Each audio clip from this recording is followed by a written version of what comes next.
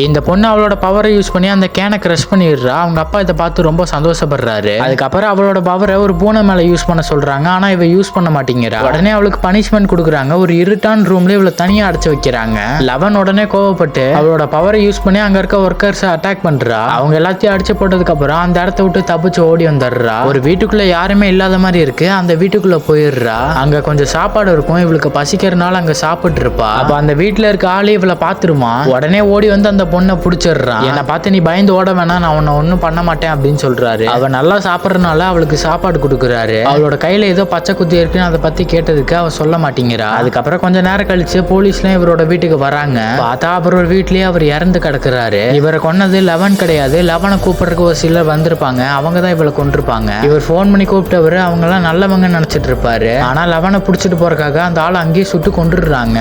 லவனும் உடனே அந்த இடத்த விட்டு தப்பிச்சு ஓடிடுறா. நெக்ஸ்ட் பார்ட் வேணும்னா மறக்காம சப்ஸ்கிரைப் பண்ணிக்கோங்க.